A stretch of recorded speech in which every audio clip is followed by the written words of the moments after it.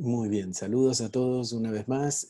Qué privilegio otra vez estar con todos ustedes presentes y para mí es una alegría compartir desde aquí nuestra segunda parte acerca del tema que estamos tratando, el Monte del Templo, esta serie que la estamos trabajando en 4 partes.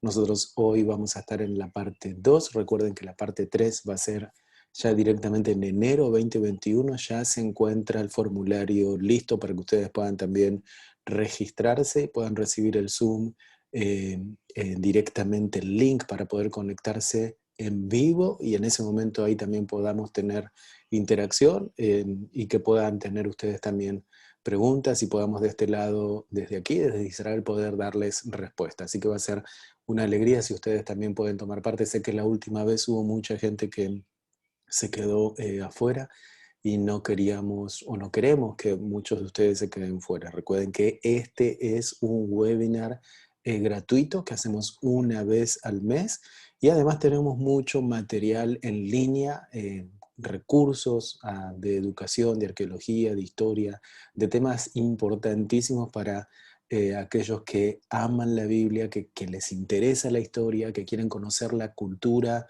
y que quieren conocer más acerca del pueblo de Israel, del pueblo de Dios, del pueblo judío, de sus costumbres, un montón de cosas que ustedes pueden acceder a los recursos en línea. Para eso recuerden que tienen que suscribirse y ser parte de la escuela en línea, y ustedes van a recibir el acceso directamente sin ningún tipo de limitación a los materiales exclusivos que solamente se pueden encontrar allí, y sin duda ustedes van a tener mucho más material también para poder compartir con otras personas, que les va a dar a ustedes también sabiduría. Y es un privilegio también, o es un beneficio más bien, mejor dicho, que puedan acceder a este material, ya que hoy mucha gente no se puede subir a un avión para llegar y estudiar directamente aquí en Israel. Así que nosotros estamos acercándoles Israel a su casa, y ustedes desde la sala, desde el lugar cómodo de su casa, pueden aprender más acerca de Israel. Así que hay cosas que son positivas que han surgido a raíz de esta pandemia, y hay cosas que son negativas. Yo creo que esta es una de las positivas, en donde ustedes tienen el beneficio directo de estudiar desde su casa, a un precio de verdad muy, muy, muy, muy simbólico, en donde pueden acceder a material súper, súper exclusivo. Vamos a entrar directamente a nuestra clase del día de hoy, a nuestro tema acerca de este webinar, el Monte del Templo. Recuerden que en la edición anterior nosotros estuvimos hablando acerca de diferentes temas. Ahora los vamos a ver, pero antes de entrar al tema de lo que vamos a compartir hoy, quiero que vean lo que tenemos aquí delante para ustedes. Fíjense, préstenle mucha, mucha, mucha, mucha atención. El idioma que se va a escuchar es en hebreo. Es un video bien cortito, no más de 2 minutos. Pero préstenle bien atención a las escrituras, lo que hay ahí escrito, porque eso es lo que nosotros vamos a basar el seminario, la clase del día de hoy. Préstenle atención a lo que van a ver ahí. תדמיין בית המקדש, כדור אור גדול, תראה את ההיכל עומד כאן נישא, כולו משיש, ושמכאן נשלחת הברכה לכל העולם. אתה מאמין שאתה תיכנס פה יום אחד לבית המקדש השלישי? אנחנו רוצים להתפלל, להשתחוות, להקריב קורבנות. ואם יהיו בדרך הרוגים? היית שואל את אותו דבר על הקמת המדינה? אז מה אתה עושה עם הכיפה? בסדר, פתיר. זה המבנה הלא נכון במקום הלא נכון. דינו להתפרק. זה יכול להיגמר בדם. בוא תסתכל על זה בצד השני. אם נצליח, אנחנו הראשונים מזה 2000 שנה שמקריבים קורבן בהר הבית. בקהל מאות רבות של אנשים, רבנים, אישי ציבור, המון משפחות. כולם כאן מתגודדים לקראת הטקס שיתחיל בשחיטה שתועבר בשידור חי מאתר השחיטה אל המסכים הגדולים שליד הבמה. אני מחכה, ברגע שיש לי שידור, אני מתחיל. הלו, כן, אתם קולטים שם את השידור? יש שידור, תודה, תפנו פה את זה, זה הצלם שלנו, הוא צריך להיות בפולק. תודה, התחלנו. ילד, החוצה.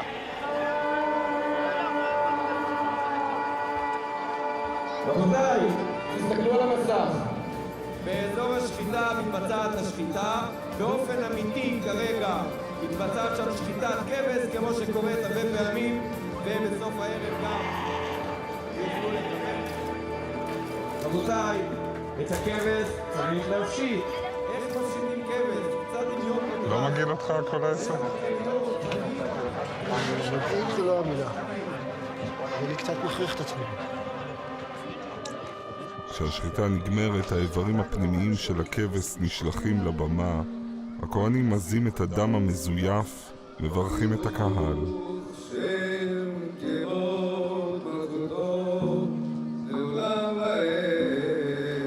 רפאל וחבריו צולים את הכבש בתנור ומחלקים לכל מי שבא ליס מהקורבן.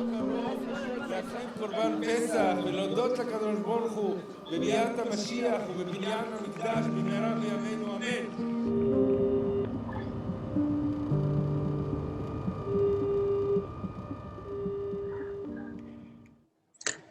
No sé si prestaron atención en la última frase que él está compartiendo, le está diciendo: y esperamos pronto por el retorno del Mesías y por la reconstrucción del templo en nuestros días. Todo lo que acaban de ver allí en esa imagen es lo que se vive hoy en día aquí en el territorio de Israel. Son de verdad imágenes que quizás ustedes no están acostumbrados allí de otra parte del mundo, desde donde lo estén viendo muchos de ustedes que están participando ahora, pero sepan que aquí eso es lo que se vive a diario y hay muchísimo más material que nosotros tenemos para compartirles. De hecho, el próximo webinar nosotros vamos a contar con, les vamos a mostrar parte de los planos y les vamos a mostrar un material inédito, totalmente exclusivo, que hasta ahora no lo hemos mostrado, así que eso va a ser totalmente nuevo, así que no se pierdan la próxima edición. Vamos a entrar directamente a lo que tenemos para compartir en el día de hoy. Hablamos en la parte anterior acerca de qué era el templo, cuál era la historia del templo y por qué fue destruido el templo. Recuerden que hablamos un poquito acerca de lo que nos decía el Antiguo Testamento, parte del Nuevo Testamento y parte de lo que está escrito también en la Gemara, que es uno de los libros para el judaísmo, que es como que una especie de guía para la religión judía. Así que hoy vamos a hablar un poquito cómo se recuerda la destrucción del templo, es decir, qué es lo que ha pasado durante todo ese periodo hasta hoy, y cuáles son las costumbres que se han establecido desde aquel entonces para el pueblo judío durante todas las generaciones, llegando hasta el día de hoy. La gran pregunta es cuándo se reconstruirá el tercer templo. Recuerden que nosotros hablamos acerca de 12 posibles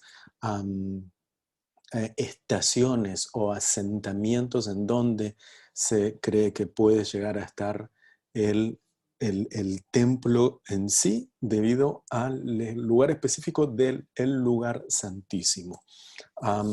Vamos a ver un poquito de cómo se recuerda la destrucción del templo, del segundo templo.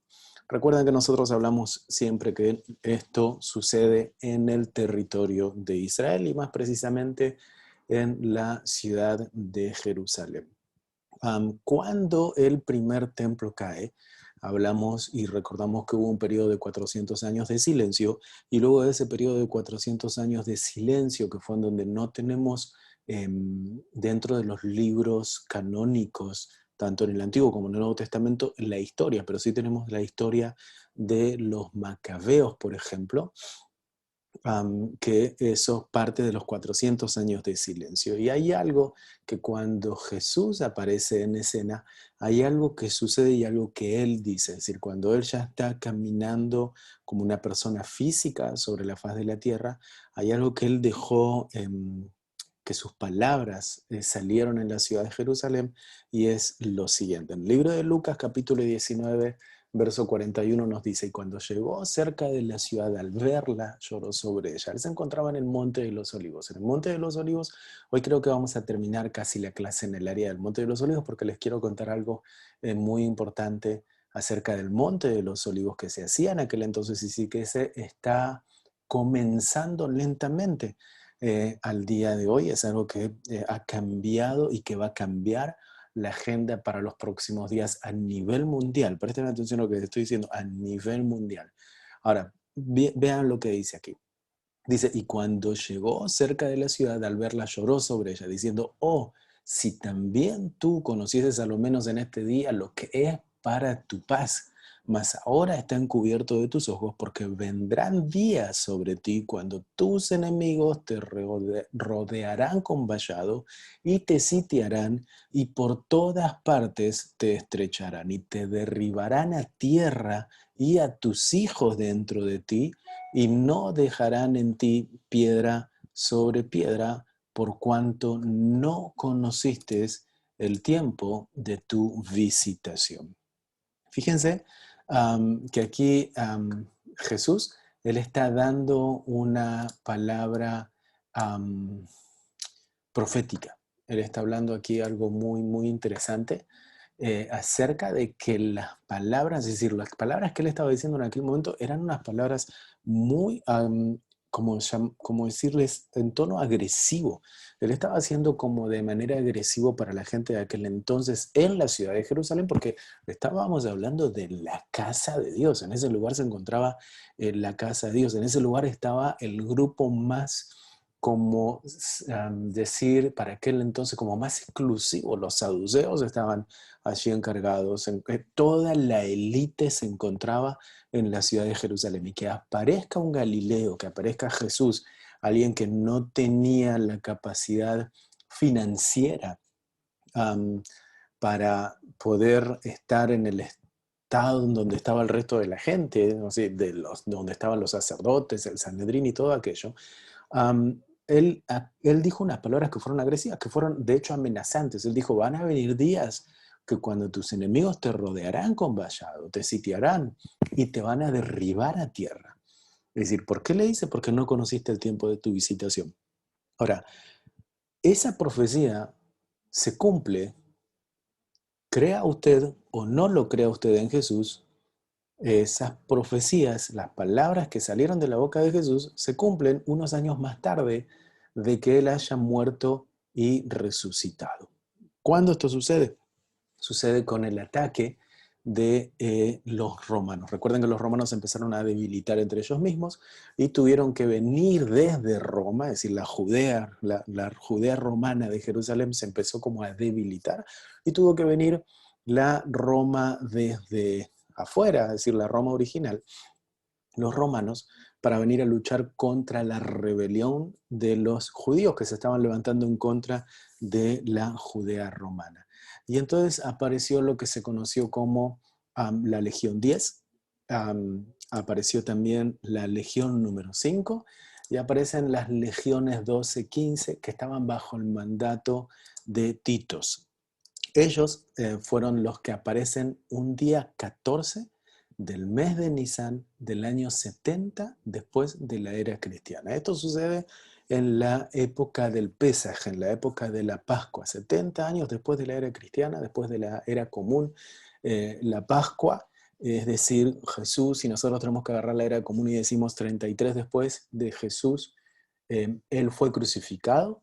Entonces estamos hablando de unos cuantos años más tarde, 33 para llegar a 70, en donde la palabra que él da en Lucas 19, verso 41, se termina de cumplir y 60.000 soldados, preste atención a esto, 60.000 soldados romanos rodean la ciudad de Jerusalén.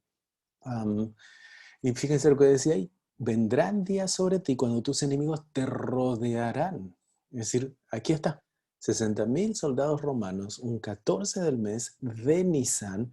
Nisan en el calendario gregoriano vendría a ser el mes de abril. Entonces, y esto es lo que es una de las fiestas principales para el pueblo judío. La Pesaj, la Pascua, era una de las festividades que Dios le había dicho al pueblo que tenía que subir a Jerusalén. Un 17 de Tamuz, es decir, unos cuantos días más tarde, Jerusalén finalmente es invadida. ¿Cómo es invadida Jerusalén?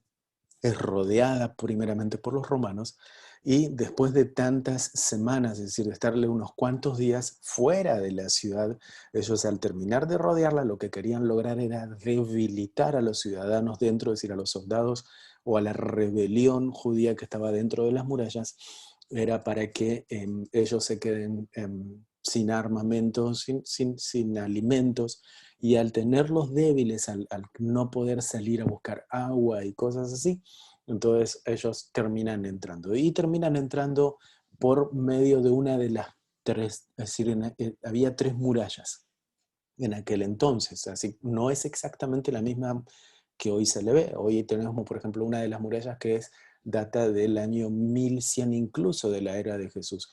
Pero cuando ustedes entran en la ciudad antigua hoy en día, se van a encontrar con una muralla que se habla que es la muralla de Sedequías.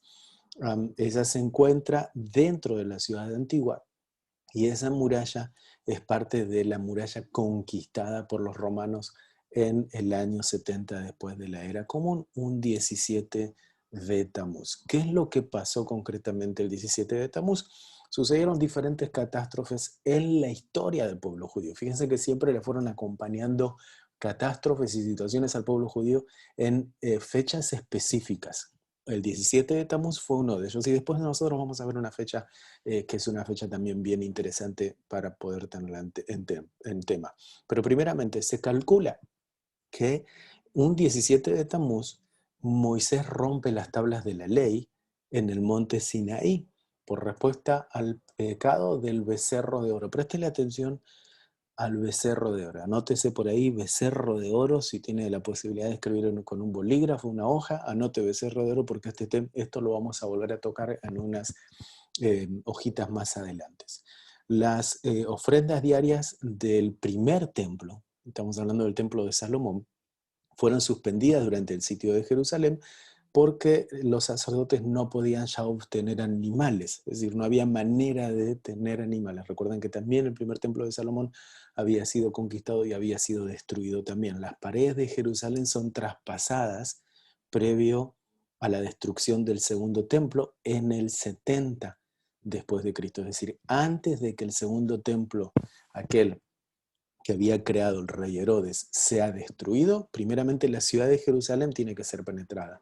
Y previo a la revuelta, es decir, el general romano Apóstamos, él quema un libro de Pentateuco, un rollo de la Torá, y él lo que hace es pone como un precedente por lo que vendría a ser más adelante la quema de los libros de judíos en el transcurso de los siglos venideros. También lo que se hace es que se pone una imagen idólatra en el sector del santuario del templo, y que también eso ha sido como considerado un acto de blasfemia y de profanación, algo que no fue para nada bien aceptado aquí en el pueblo, en el antiguo, y tampoco hoy en día, ¿no? Entonces, ¿cómo hoy, por ejemplo, se lleva adelante este tipo de festividades? Es decir, como no festividad, esta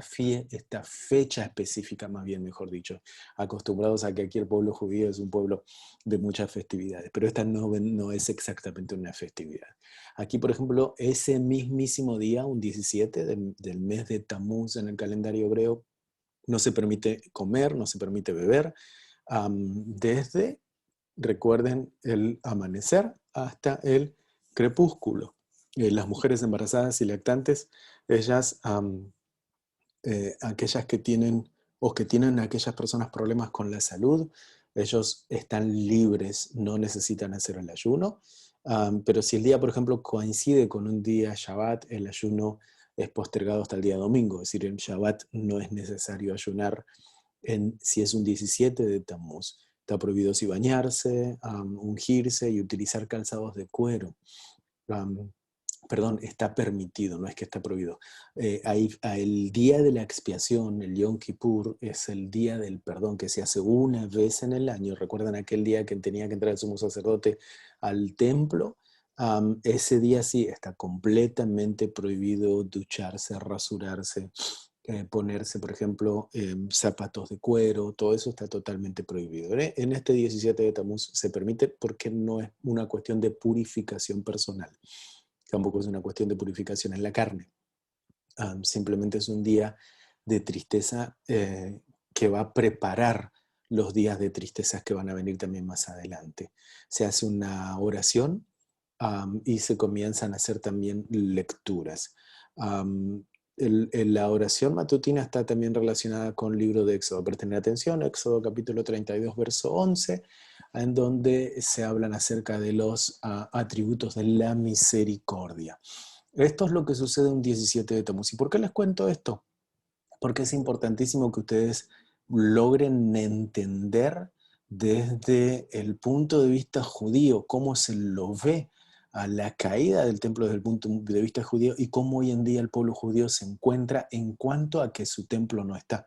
Es decir, por qué es el deseo tan ferviente en muchos de ellos, en algunas corrientes, de querer nuevamente recuperar el tercer templo, recuperar aquel templo que en algún momento estuvo, tanto el primero como el segundo. El 9 de Av es una de las fechas que se les llama, o quizás más conocido para muchos, como Tisha B'Av. Es uno de los días tristes en la agenda del calendario hebreo, y muchas cosas sucedieron a lo largo de diferentes generaciones en exactamente ese mismísimo día. Vamos a ver un poquito una línea del tiempo para que ustedes puedan compararlo. En el 1312, antes de la era cristiana, durante el tiempo de Moisés, los judíos en el desierto reciben el informe de los 10 espías, y aparte de ellos, es decir, a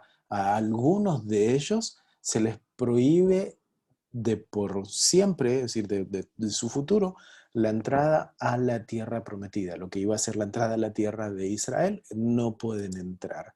Un 586 antes de la era cristiana, los babilonios, aquellos que estaban liderados por Nabucodonosor, destruyen el primer templo, y se calcula que 100.000 judíos fueron masacrados y millones fueron exiliados.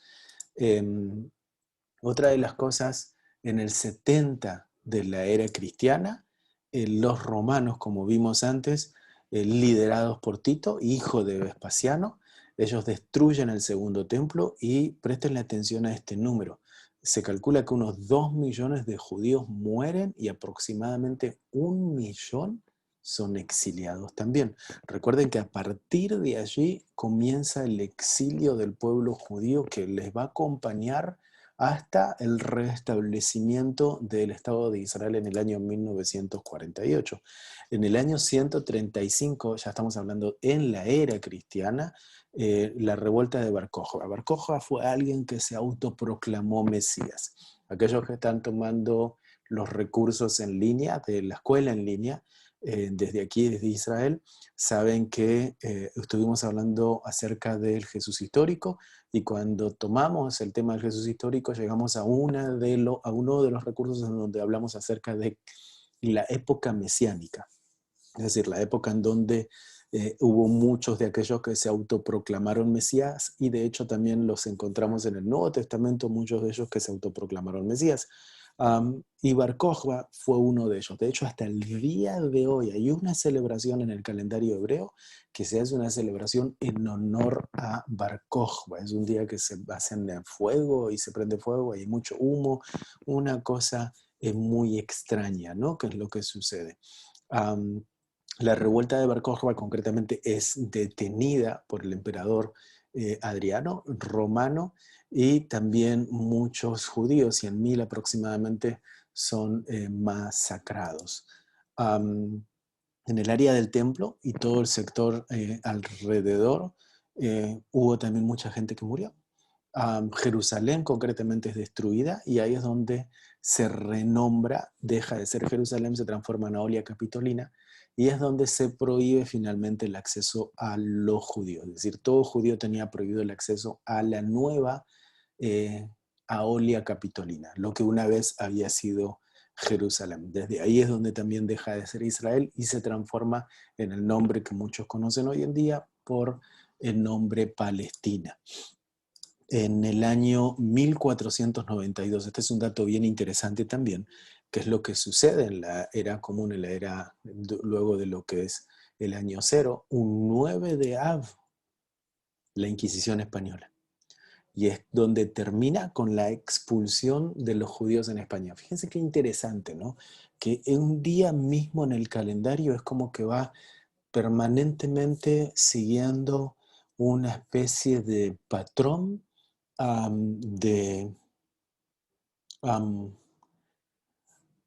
¿cómo se dice? De cosas malas que le suceden a un pueblo, ¿no? Que le suceden concretamente a una etnia. En el año 1914, después de la era cristiana, es donde la Primera Guerra Mundial se desata. ¿Y cuándo sucede? Un Tisha B'Av, es decir, un 9 de Av en el 1914. Fíjense qué interesante. Alemania le declara la guerra a Rusia y el resentimiento alemán por la guerra prepara el terreno para el holocausto. Es decir, allí es donde termina viniendo el holocausto. ¿Y por qué Rusia? Recuerden que la mayoría de los judíos que fueron expulsados, aquellos en el 135 después de la era cristiana, muchísimos se fueron a lo que era la ex Unión Soviética, Rusia, en donde muchos se establecieron y vivieron allí. Por eso que hoy en día también en Israel hay muchos judíos viviendo en Israel. En la víspera de Tisha B'Av, también el 9 de Av del año 1942, empieza la deportación en masa de judíos hacia el gueto de Varsovia, allí en Treblinka. Es decir, nuevamente vuelve a aparecer el fantasma, el monstruo o la fecha que asusta al pueblo judío, un 9 de Av. Y este es uno de los días más tristes dentro del calendario hebreo y que está relacionado justamente con la caída del templo, porque tanto el primer templo como el segundo templo caen exactamente en el mismo día. Es decir, los dos son destruidos en el mismo día. ¿Qué es lo que sucede? Es decir, ¿qué es lo que sucede este día hoy en día? ¿Qué es lo que se ha establecido por generaciones para este día de recordatorio de caída del templo? Se acostumbra, por ejemplo, comer una cena abundante el día anterior. ¿Por qué? Porque van a entrar en un ayuno. Y es decir, va a ser un ayuno en donde va a ser un tanto más exigente que el anterior.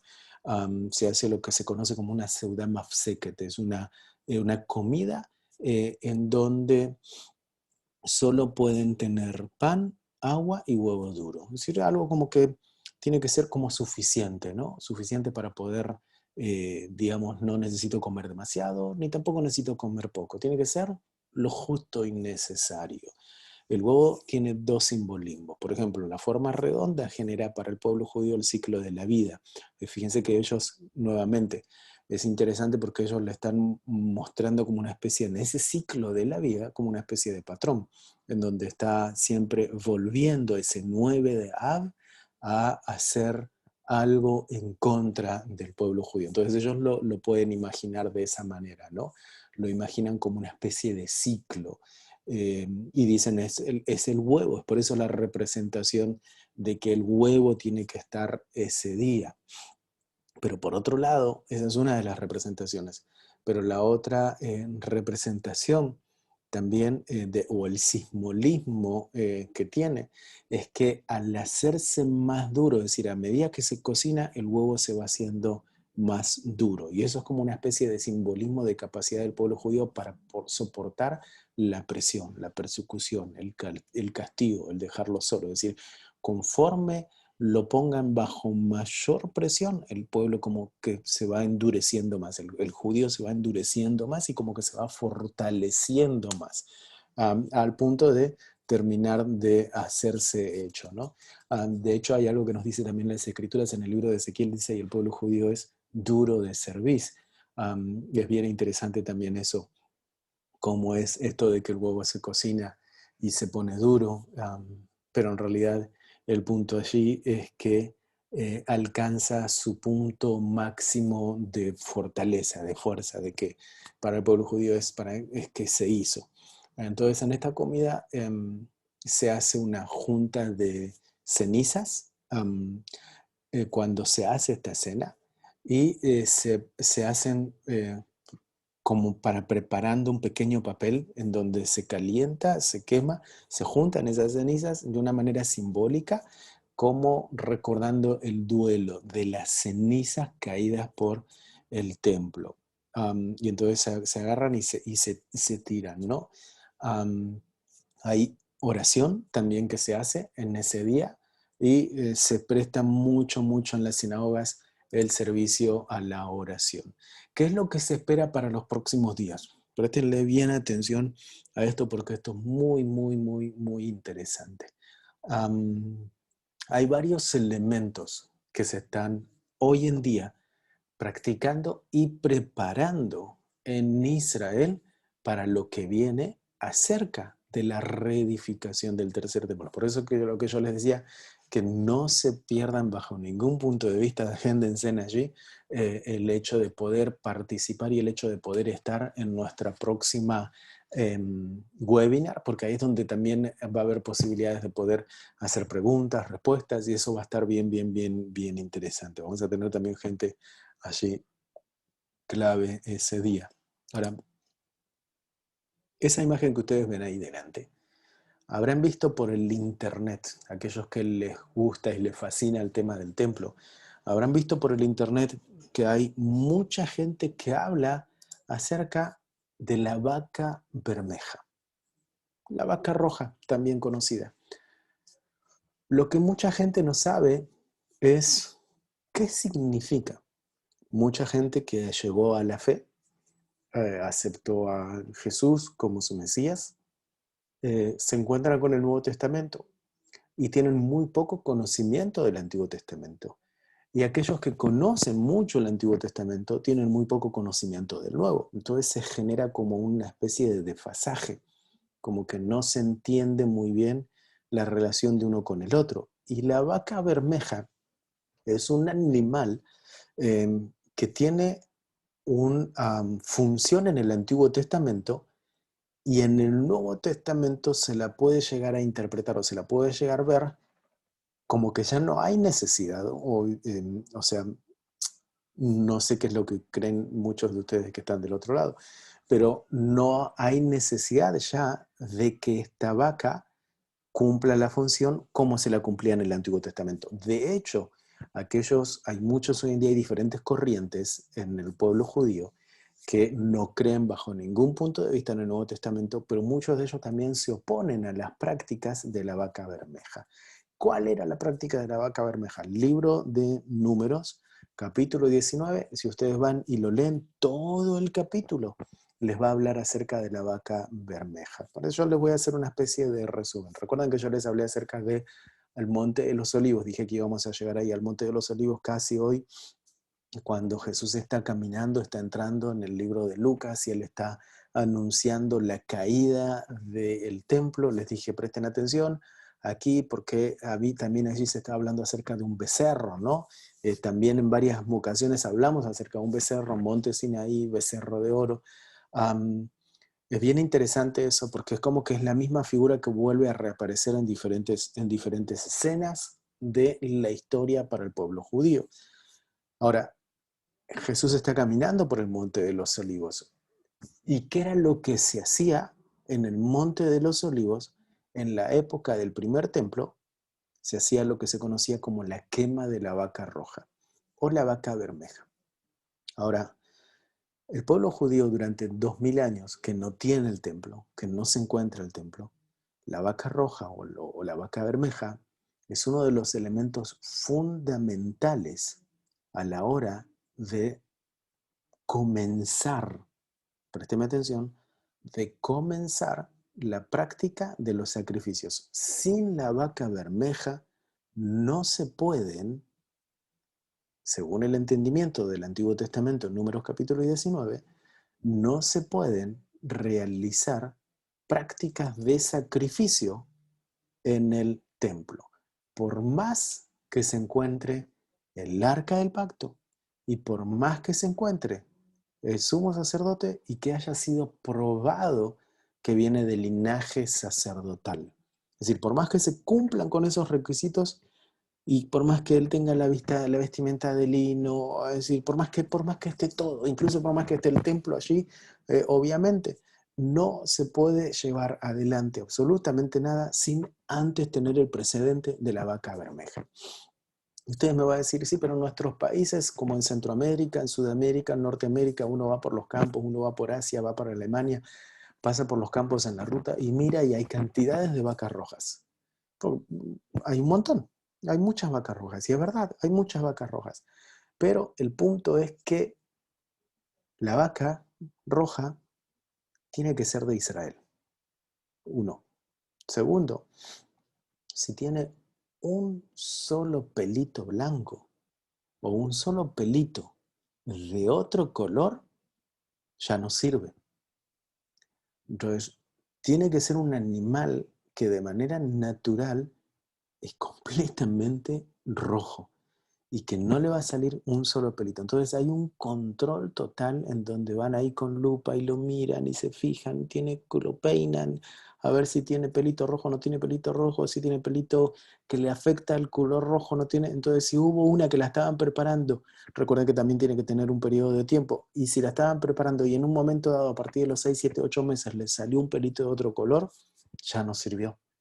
Si va y proyecto, hay que esperar a que vuelva a nacer otra en Israel y que también se transforme en una vaca pura, completa, de un mismísimo color. No tiene que tener daños, no se tiene que lastimar, no se tiene que caer, no se tiene que quebrar, no tiene que ser afectada en ningún punto de vista. Es decir, tiene que ser completamente roja. Ahora, ¿qué se hacía? En el Monte de los Olivos se quemaba. Es decir, lo que se hacía es se agarraba la vaca roja, se la sacrificaba, se la quemaba con una leña específica, con una madera específica. Está escrito en el libro de Números 19, la madera que se utilizaba es la madera que también se tiene que utilizar nuevamente una vez se vuelva a hacer este sacrificio, una vez esté el tercer templo edificado. Y una vez que ya se había realizado la quema, entonces tenía que agarrar la ceniza que había quedado y había que dividirla en 3 partes.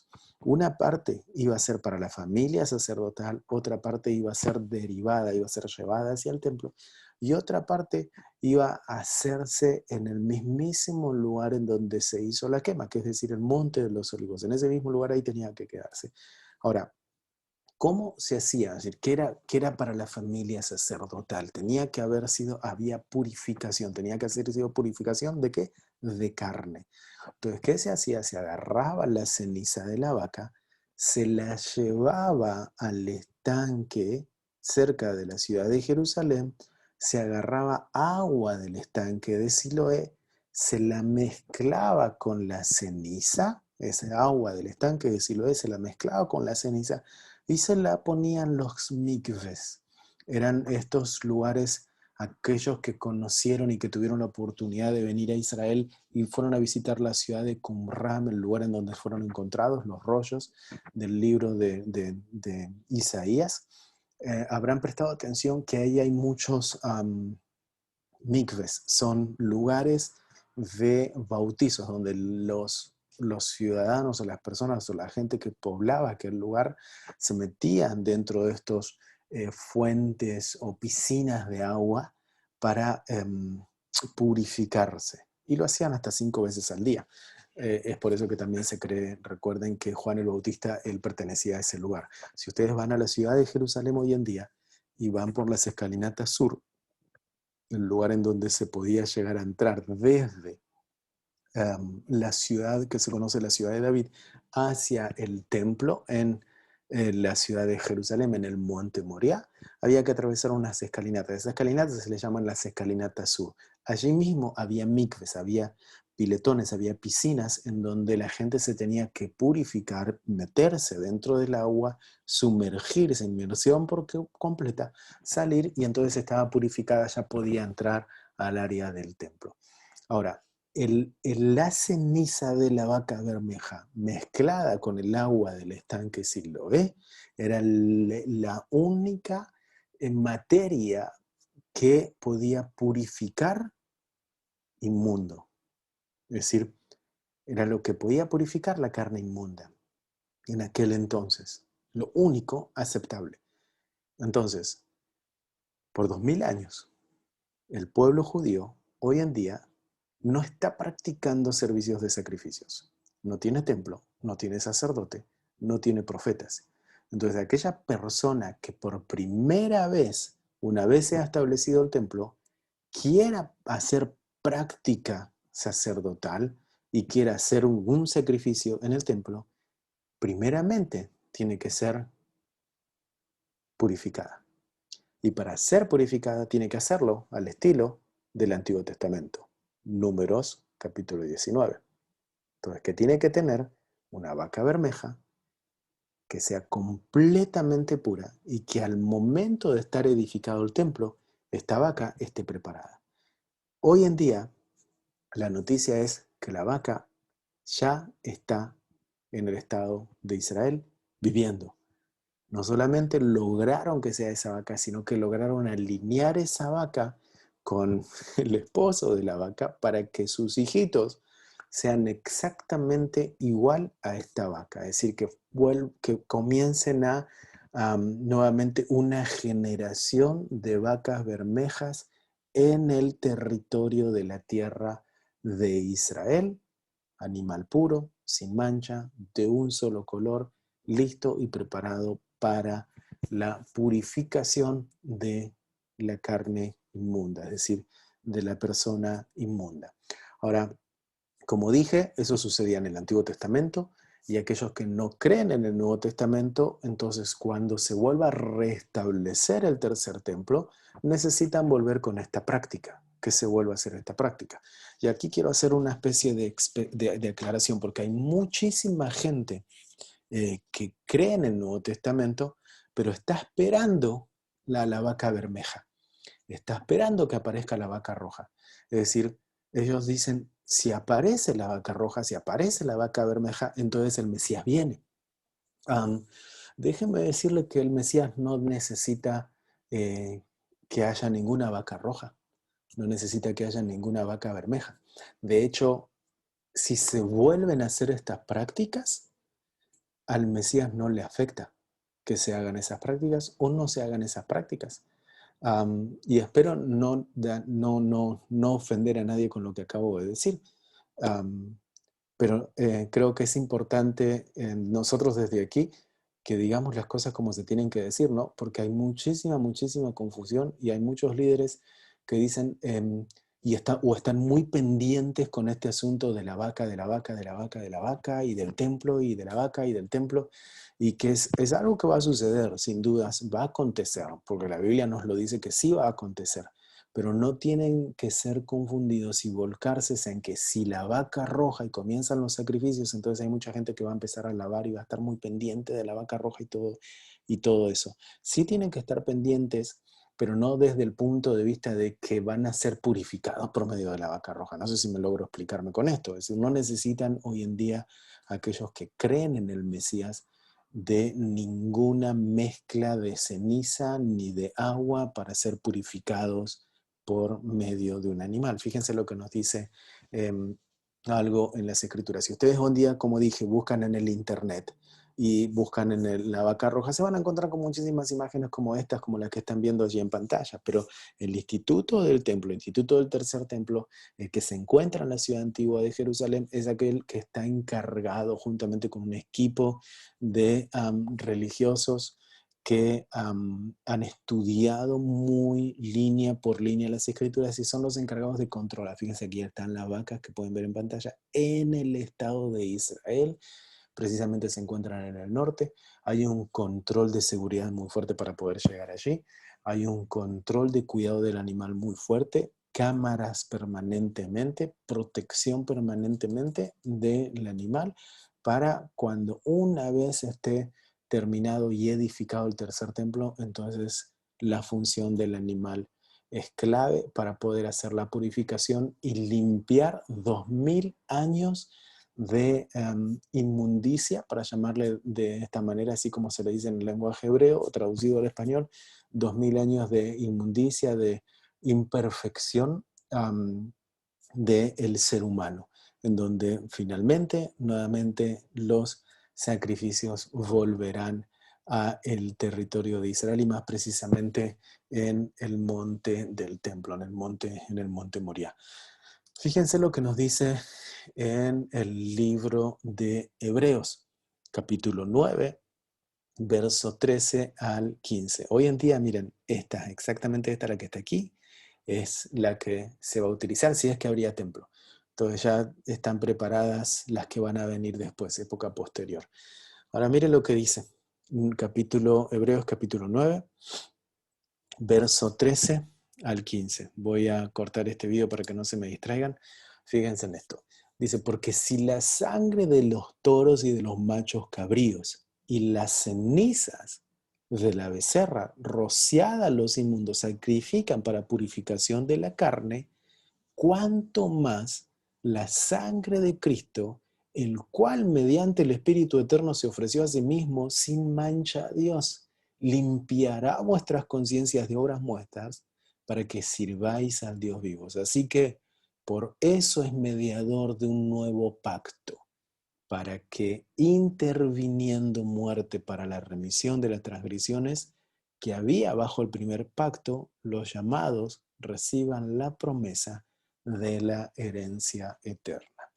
Creo que no hay mucha duda, ¿no? Creo que es importante ver qué es lo que está aconteciendo, estar muy pendientes de lo que está aconteciendo, pero también aprender a separar que no todo lo que acontece es lo que me va a mí a definir o ayudar a entender o decir finalmente, qué bueno que esté sucediendo esto. Es bueno que suceda esto porque nos está acercando al tiempo de la venida del Mesías. Pero también todo este tipo de cosas están acercando no solamente a la venida del Mesías, están acercando a otra venida de alguien que le va a anteceder al Mesías. Así que presten también atención a eso. Así que es importantísimo el tema este de la vaca roja, pero no se confundan, no aquellos que no creen en el Nuevo Testamento, o que no creen, mejor dicho, en Jesús como su Mesías, en Yeshua como su Mesías, no necesitan ser purificados por medio de ceniza ni agua, sino que, como dice el libro de los Hebreos, aquel quien fue el mediador ya los purificó y les dio acceso a una herencia eterna. Hasta aquí nosotros llegamos con el webinar del día de hoy. El próximo es enero 7, que es la parte 3 de 4. Ya estamos casi ahí al borde de terminar. Nosotros vamos a entrar, en la próxima vamos a entrar aquí. Como ustedes pudieron ver en el video al principio, aquellos que se llegaron tarde aquí al Zoom y que llegaron tarde al video, en el principio nosotros vimos un video y en ese video estuvimos viendo acerca de las prácticas sacerdotales. Fíjense que muchos de los que vieron en aquel video, ellos son también de la familia sacerdotal. Les vieron el rostro porque no van a ser los que van a participar en los servicios del templo. Si no, no le pueden ver el rostro. Es decir, son gente que está guardada y están preparadas para el tiempo en donde de verdad van a ser utilizados o cuando van a hacer uso de su rol finalmente. ¿Cómo se pueden registrar para poder acceder al próximo Zoom? Tienen que ir aquí, a esta página que dice israeladora.com, perdón por ese ruido. Tienen que ir a esta página que dice israeladora.com y aquí ven dónde está esta flecha que dice webinar vía Zoom. Es decir, aquí es donde ustedes tienen que dar clic. Vuelvo otra vez. Página web www.israeladora.com, darle clic aquí, se les va a abrir esta hoja. Cuando se le abra esa hoja, le dan clic aquí, webinar vía Zoom, y aquí se les va a abrir esta hoja. Aquí está, por ejemplo, el primer webinar, el primero cuando iniciamos esta serie. Y aquí tienen el próximo webinar, es el día 7, y aquí abajo hay un formulario. Yo no se los puedo mostrar porque estoy solamente en una presentación, pero aquí hay un formulario donde ustedes tienen que poner nombre, apellido, mail y el horario que pueden participar para el seminario. Y entonces, y ahí ustedes ya aseguran su participación, en donde van a recibir en su mail el acceso y el material que nosotros tenemos, esta presentación que nosotros tenemos, también la reciben aquellos que participan vía Zoom, ¿ok? Aquellos que después nos ven más tarde por el YouTube, lamentablemente no tienen acceso a este material. Y tienen acceso sí al material todos aquellos que son parte de la escuela en línea desde Israel, aquellos que ya son socios de la escuela, que ya son miembros de la escuela, tienen todo el material, tienen el material, ¿cómo se dice?, animado, y tienen material en PDF, y a su vez también tienen los videos para que puedan utilizar.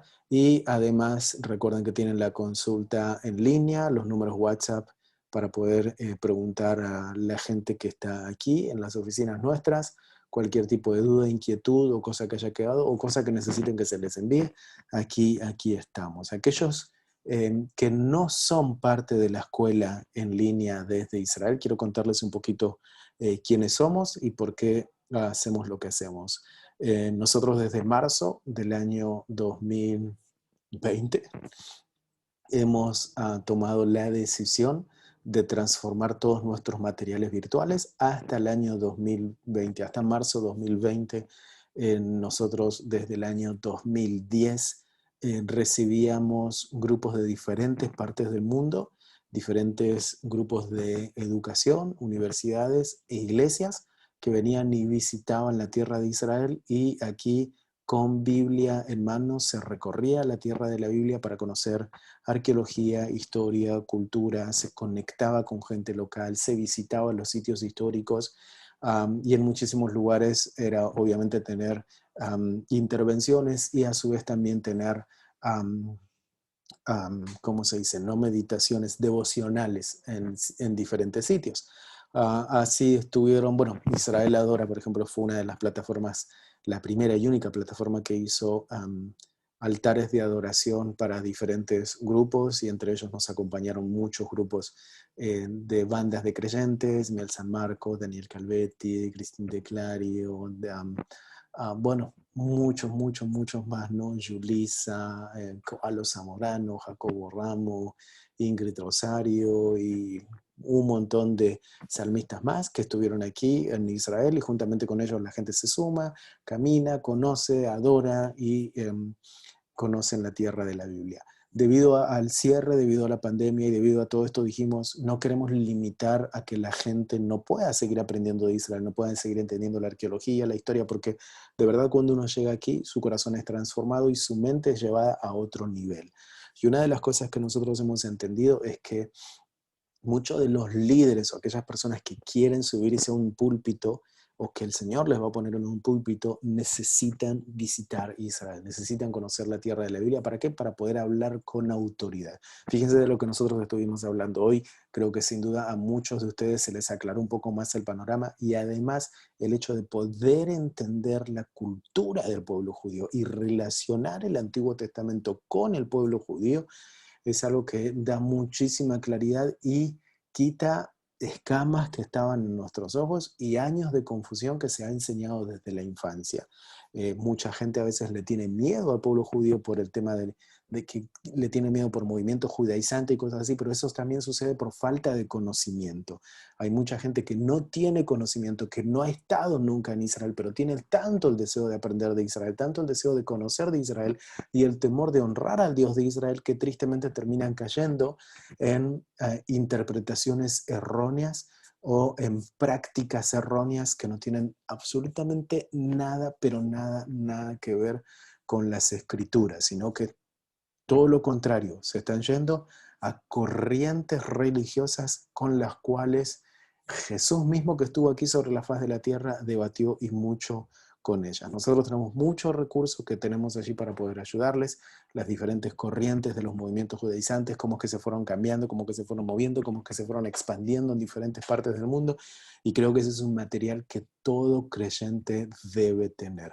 Hemos puesto un precio, pero muy simbólico, para que ustedes puedan ser parte de la escuela en línea desde Israel. Por ejemplo, aquel que decida ser Aleph, por ejemplo, nosotros le pusimos el primer socio o el primer alumno aquel que dice yo no tengo mucho dinero, pero sí quiero tomar cursos, entonces se tiene que hacer una inversión en su educación solamente de $12 al mes.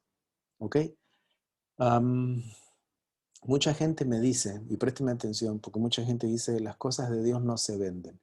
Y es verdad, nosotros no estamos vendiendo absolutamente nada que tiene que ver con Dios. Nosotros lo que estamos aquí ayudándoles a ustedes es a llevar arqueología, historia y cultura. Nosotros tratamos de no entrar en temas doctrinales en cuanto a lo que se puede, tratamos de no entrar en temas doctrinales. Todos los temas que tratamos son arqueológicos, históricos y culturales con el pueblo.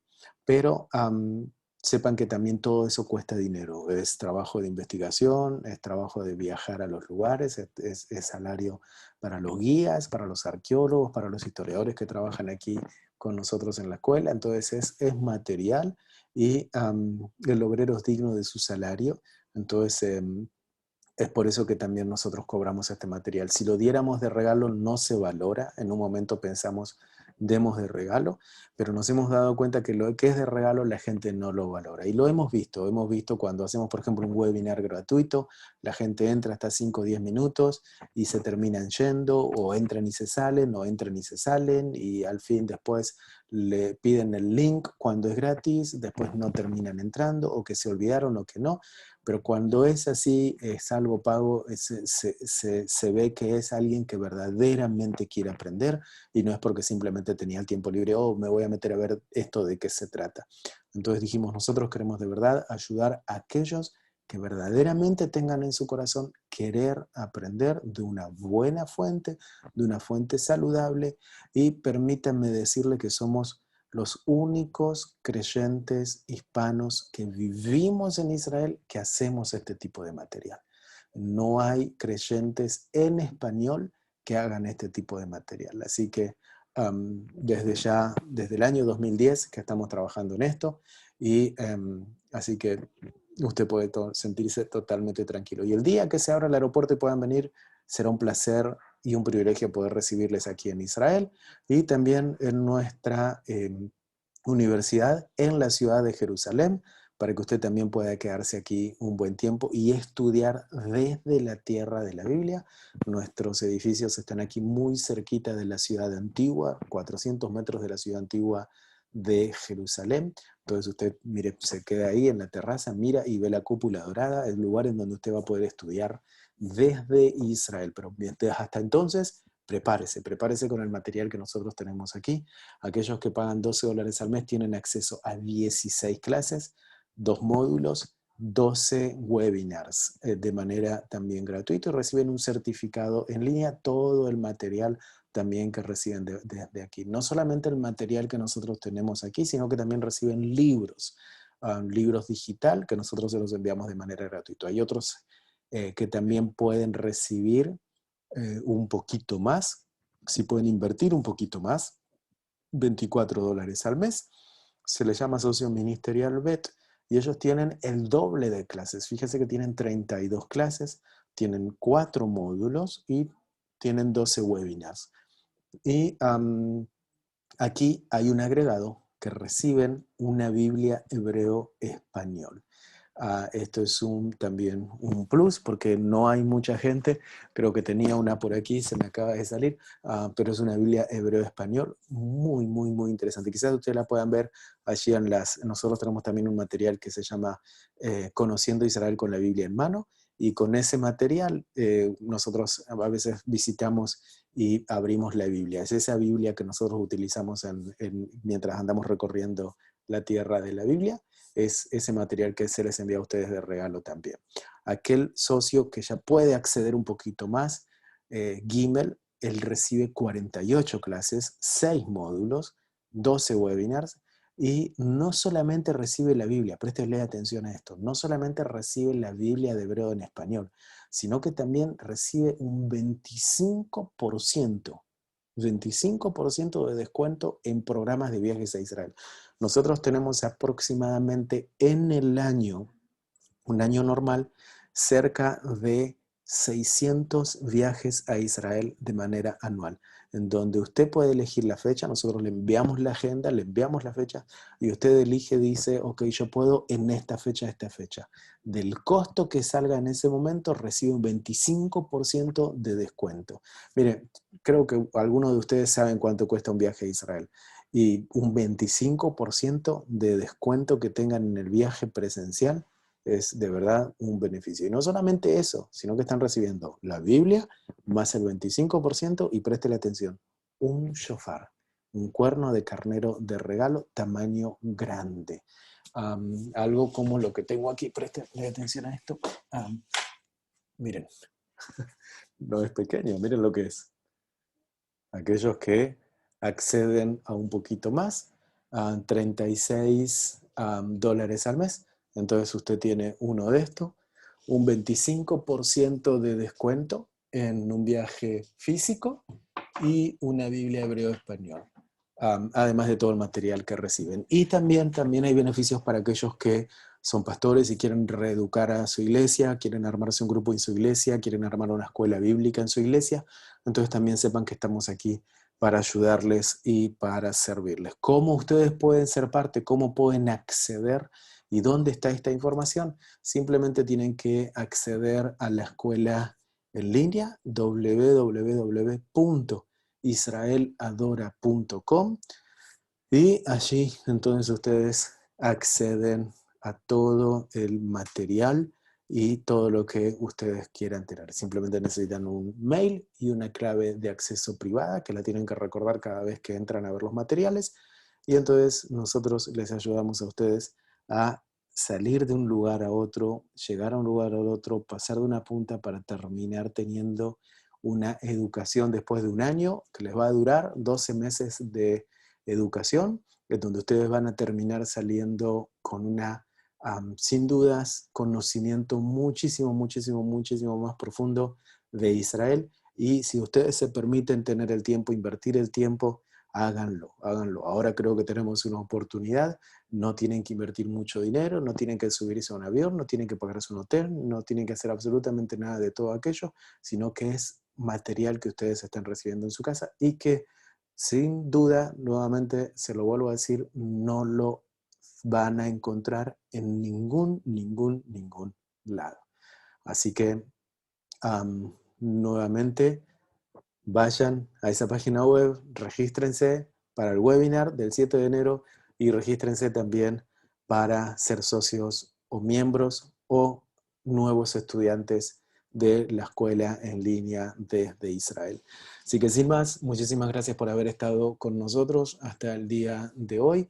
Yo voy a abrir ahora el micrófono para aquellos que tengan dudas, inquietudes. Vamos a hacer preguntas y respuestas. Vamos a estar aquí un rato más para poder calmar dudas de todo lo que estuvimos viendo. Recuerden que también estuvimos hablando acerca del material anterior, de la clase número 1 también, seminario, webinar número 1. Vamos a hablar acerca del webinar número 2. Y vamos a abrir entonces a preguntas y respuestas. Saludo a todos aquellos que nos vieron hasta aquí en el material y vamos entonces a dar el ok para hacer preguntas y respuestas. Aquellos que necesitan salirse, entonces les liberamos, que tengan un excelente día y recuerden también que puedan pasar por la página web y visitarla. Y aquellos que entonces se quedan, vamos a abrir y vamos a calmar dudas en cuanto a preguntas y respuestas. Tomen allí un cuaderno de notas, porque también les quiero enviar algo especial que tengo ahora para el tema de preguntas. Así que vamos directamente ahí.